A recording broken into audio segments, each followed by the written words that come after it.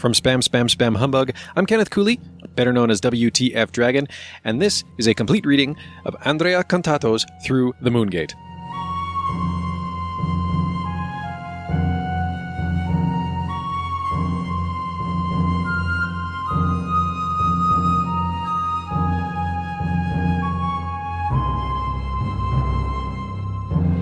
Chapter 4.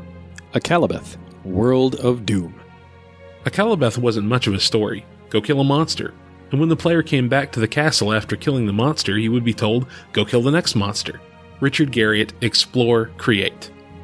Besides the comprehensive care and design and attention to detail that characterize Akalabeth, subtle touches suggest the mysterious Lord British to be a person of droll wit and good nature. Incidentally, British apparently derives his pseudonym from the character in Akalabeth who doles out quests and confers knighthoods.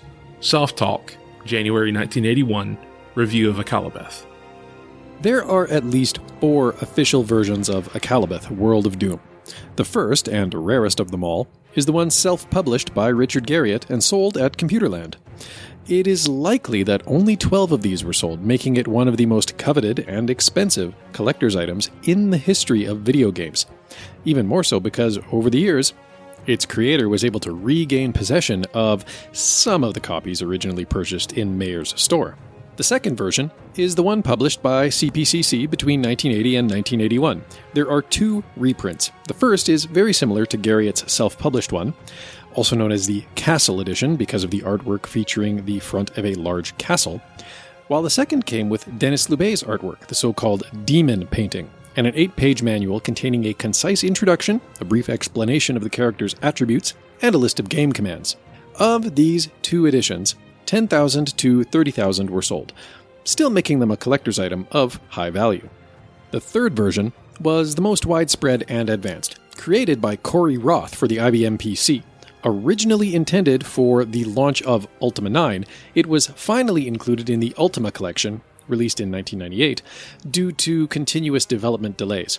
There's also a 4th, lesser-known version. It's a PC port of the CPCC edition in monochrome, without audio or the ability to save, and without any of the improvements made by Corey Roth. All of them have in common that the game begins with character creation, except for the 1998 PC port, which includes an initial menu allowing the player to see the credits, to continue a saved game, and to see the ending if they've already completed the game at least once. As soon as the game starts, the player is faced with a question. Type thy magic number, which requires the user to enter a seed for the pseudo-random generation of the entire game world. Like many games of this generation, Akalabeth did not offer an option to save, thus finishing the game could take quite some time. When Richard completed the D&D 28B version, he still didn't have a floppy drive and therefore could not implement a save system. Once he had one, he found that there was not enough memory left, which would require rewriting a good part of the game to free up space in order to fit in a save routine. Therefore, Richard decided that the game should be procedurally generated, not unlike Star Trek, based on the input of the user.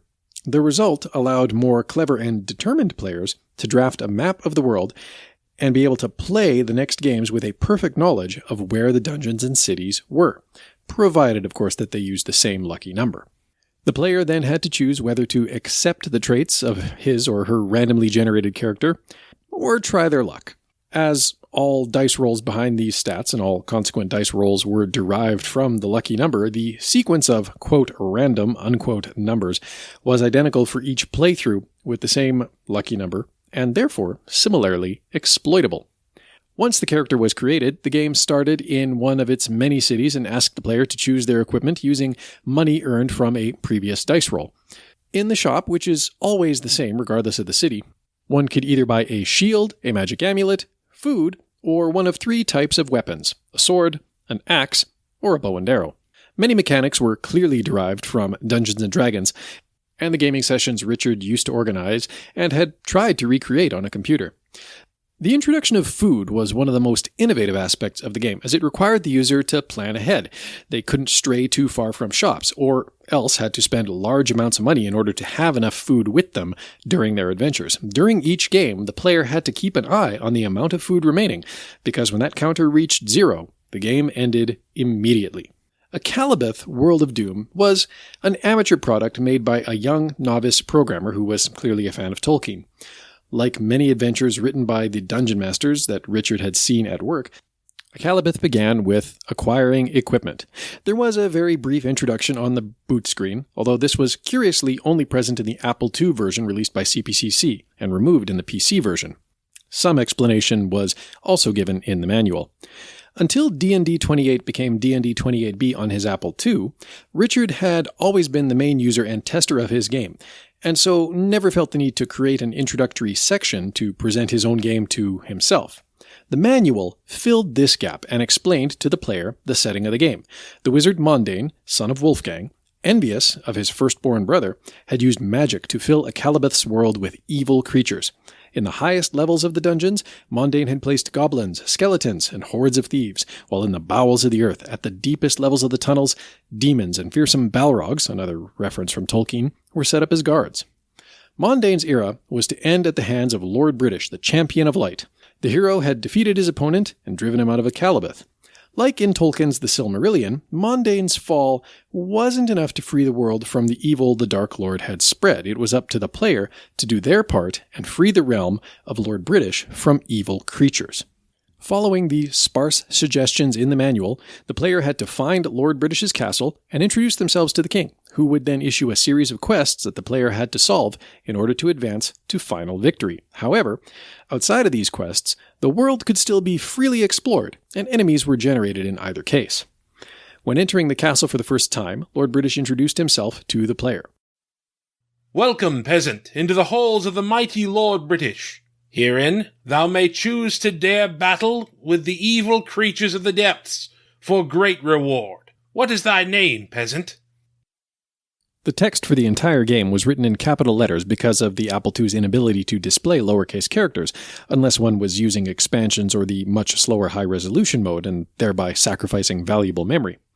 Another thing that stood out immediately was the pompous, Elizabethan-inspired language with which Richard had decided to give voice to Lord British.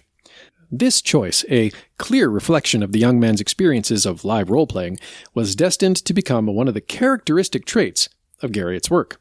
In front of Lord British, the player then had to answer the question, choosing the name of his or her virtual alter ego. The game behaved in an agnostic way towards the player's character, not asking about sex or age, but after generating the parameters of strength, dexterity, endurance, wisdom, and life points, it put its focus only on the player's profession, fighter or mage, and name. Finally, Lord British asked the player if he or she was ready to embark on a great adventure. Having obtained a positive answer, the Sovereign delivered his commands. Lord British's missions were always the same, entering dungeons and defeating a creature in the bestiary of 10 monsters, which Richard's self-produced cover defined ambitiously as, quote, high-res, unquote. After leaving the castle, the player had to find a dungeon, marked on the world map with an X, and enter by pressing the correct key. Up to this point, the game offered nothing special, even by the modest standards of the gaming industry at the time. After entering the dungeon, however, the entire gaming experience changed. Extremely original and technically avant-garde, the representation of the dungeons from the player's point of view elevated Akalabeth from a scholastic experiment to a commercial phenomenon, determining its success and giving rise to the game development career of its creator. With just a few lines of code, Richard designed corridors, rooms, doors, ladders, and trapdoors for the dungeons in a very effective manner. The Apple II was a primitive machine, and BASIC had limited capabilities that Richard would learn to exploit to the fullest before moving on to more sophisticated and powerful programming languages. Despite all of this, with the modest tools available and his brilliant intuition, the young man was able to effectively recreate the experience of board games, bringing these to the microcomputer. Richard had spent long hours with checkered paper, calculating the coordinates and formatting in Wozniak's obtuse graphics system for his schematic monster representations. Yet, these monsters in, again, quote, high resolution, unquote, were much more detailed than in the one game that had preceded Akalabeth, and also in many of those that would follow. Players moved in steps, rotating at 90 or 180 degrees, and going up or down where possible, using the keyboard only. The author perfected the engine that generated the game world with each version. Akalabeth featured incredible complexity in its world generation. It was able to generate three-dimensional dungeons with walls and doors, starting from that lucky number. The generated dungeons were fully explorable and never led to dead ends. As Richard had taken cues from studying Star Trek's basic code, which had been published in numerous newsletters, and in the book 101 Basic Computer Games, while working on Akalabeth, he ended up writing a more complex and advanced version of its routines, making full use of Applesoft's capabilities. When the player came across a monster, a fight began. As in D&D 1 and its successors, the fight was turn-based, always allowing for a single action, usually pressing the A key to attack. Of course, attacking a monster in Akalabeth required a degree of preparation. When the A key was pressed, the game would ask, with which weapon? Players then had to remember the hotkeys that they had used when buying weapons. R for rapier, A for axe, and B for bow and arrow. Complicating matters was the possibility that thieves could steal equipment, which actually happened quite frequently, sometimes leaving the character weaponless. In such cases, the player had no choice but to resort to using a different weapon, if available, or fighting with their bare hands. Having killed the required monster, the player would return to Lord British and receive a new mission of increasing difficulty. After completing their final assignment of defeating the Balrog, the game's most fearsome monster, Lord British would extend his congratulations. Thou hast accomplished thy quest. Thou hast proved thyself worthy of knighthood. Continue play if thou dost wish, but thou hast accomplished the main objective of this game. Call California Pacific Computer at 415-569-9126 to report this amazing feat. The last sentence, which was replaced by, quote, report thy amazing feat to Lord British today, unquote, in the PC version, had first been included by Richard when he had prepared the game for release at the Computerland store. The game was so personal, and our expectations so small, that I included my home address and phone number and asked players to call me when they finished the game. Akalabeth was, of course, written in Applesoft BASIC, which was notoriously slow. Every move in the dungeons or on the surface required the microcomputer to take a few seconds to redraw the map or the dungeon view. This also made the source code accessible to anyone. Simply interrupt the loading to see the entire listing of the program on the screen. For the more curious, this was a good way to see the operation of a fairly complex piece of software from the inside. For others, it was a source of further leisure. Being able to change any parameter, a capable player was able to customize the adventure by modifying parts of the program. One of the more bizarre aspects of the game was the Magic Amulet, available at the very beginning. This could only be used safely by players choosing the mage character, and thus giving up the use of a sword and shield. Activated at any time during the exploration of dungeons, the magical amulet would make the character rise to the upper level of the underground, or bring them back down to the lower level, or create a magic dart, thus performing an attack, or sometimes letting them try their luck with a spell known only as, quote, bad, unquote. This last option was considered destabilizing to the balance and mechanics of the game, as it could easily be exploited by the pseudo-random generation of each electronic dice roll. By selecting bad, the player ran the risk of being transformed into a toad, resulting in a lowering of all characteristics to 3. They could also lose half their life points, or at best be transformed into a lizard man, resulting in a 150% increase in characteristics. This could be repeated several times, bestowing incredibly high capabilities upon the player within a few minutes, and making everything in the game much easier. Another quirk of Akalabeth was the complete lack of a cure or heal system, or a maximum number of life points. These could be lost during combat or gained when leaving a dungeon, through a mechanism that allotted points depending on the number of monsters defeated. Although peculiar and counterintuitive, the system worked and forced the player who was running out of life points to enter a dungeon and earn them by defeating monsters. Another consequence of this setup was that Richard managed to avoid implementing an experience and leveling system borrowed directly from Dungeons & Dragons, which helped reduce the complexity of the program. Therefore, life points, or hit points if you want to think of them that way, were a resource that could and indeed should be collected, rationed, and used in the best way, and preferably accumulated for challenging situations. There was no theoretical limit on life points due to the level mechanics.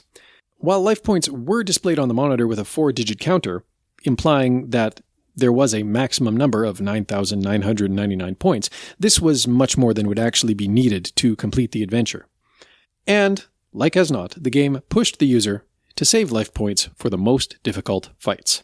Akalabeth World of Doom was the second officially commercialized computer role-playing game in the world, beaten in time only by John Freeman and Jeff Johnson's Temple of Apshai, which was published by Automated Simulations, later renamed to Epix, in August of 1979 for the TRS-80, making it the first episode of the Dungeon Quest series. And that's Dungeon with a J and no E. Apshai, the first RPG for microcomputers, featured even rougher graphics because of the very limited capabilities of the machine on which it was programmed. Tandy's microcomputer had a monochrome video output and, like the Commodore PET, used semi-graphical characters to make up for its inability to visualize rastered graphics.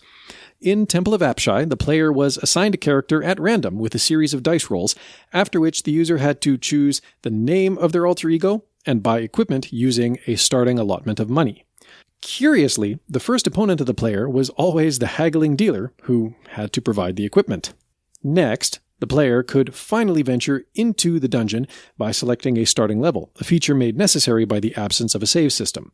Compared to Akalabeth, the initial impact of Appshai was decidedly disappointing.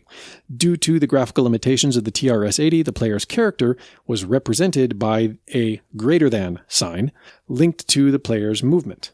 Treasures were white rectangles, and enemies were represented by crosses. To overcome the significant memory limitations of these early machines, the programmers had set up a gaming system that was actually provided on paper.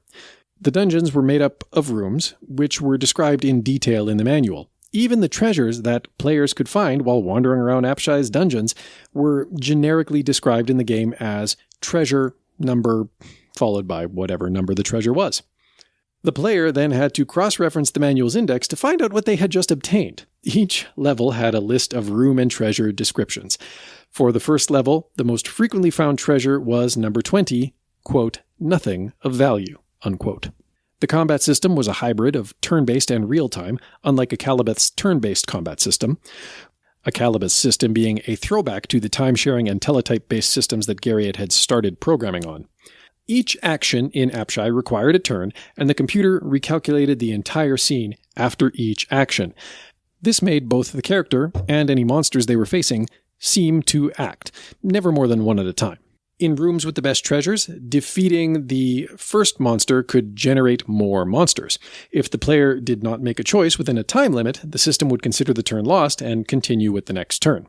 Temple of Appshai players could engage in melee combat using various controls. With A, for attack, the player attacked the enemy with a normal blow. With T, thrust, they carried out a special attack, more powerful but fatiguing and requiring stamina. While with P, parry, the character could choose to defend, doing less damage, but recovering a bit of breath. It was also possible to engage at combat in a distance with bow and arrows. Despite the game's limitations, Temple of Appshai was the first to give the microcomputer user an opportunity to experience the typical situations of role-playing board games and face important tactical choices. Success was not that far away. Freeman and Johnson discovered that the small software house they had founded exclusively to sell programs written to recoup the costs of buying the microcomputer as an aid to their favorite hobby, Dungeons & Dragons, could be a significant source of income. To recoup the high costs of buying a computer in the first place, they'd started writing games, and to this end they'd founded a small software house. Having discovered that selling games could be a great source of income, the two soon started work on ports of Temple of Appshai for the PET, the Apple II, and from 1982 on, the Commodore 64 and IBM PC. In total, on all of these platforms, Temple of Appshai sold almost 30,000 copies in less than 3 years before being withdrawn from the market. It gave rise to a successful series of titles that reached 10 chapters and served as the engine for the young Automated Simulations, pushing it to become a famous software house in the microcomputer industry, eventually under the name of Epix.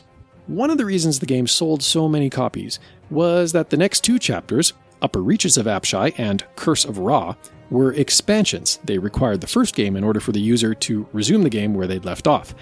Unfortunately, the first magnetic tape versions of Temple of Appshai had no save mechanism. The player had to note the status of their character, magic potions, equipment, money, and answer, whether sincerely or not, the questions of the program when they restarted. They also had to indicate the exact level that their character had achieved at the end of the previous gaming session. Similar to Akalabeth's pseudo-random generation system, Freeman and Johnson's ploy was not flawless, but it overcame a technological barrier and allowed the player to complete the game in multiple sessions. As rough and limited as they appear, both Temple of Apshai and Akalabeth were extraordinary, cutting-edge products as the first role-playing games for microcomputers. We have to remember that Richard Garriott's game, in particular, was created as a school experiment without the intent of ever being released commercially. So, it was a sketchy role-playing game, by modern standards, and also, in some respects, a tech demo, as we might call it today, able to showcase the potential of the computer and the programmer. And fortunately, it arrived on store shelves with great impact, radically changing the history of video games and the life of Richard Garriott.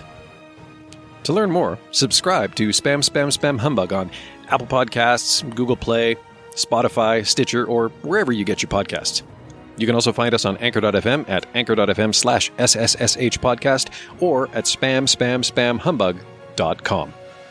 To find out more about Through the Moongate, visit theira.it. That's theira.it. You can also find the book on Amazon. And of course, you can learn more about the book and its author at andreacontato.com. That's AndreaContato.com. A big thank you to author Andrea Contato for not only undertaking the effort of writing Through the Moongate, but also for agreeing to allow for it to be read to you in this and following Spam Spam Spam Humbug episodes. Tune in a couple weeks' time for the next chapter.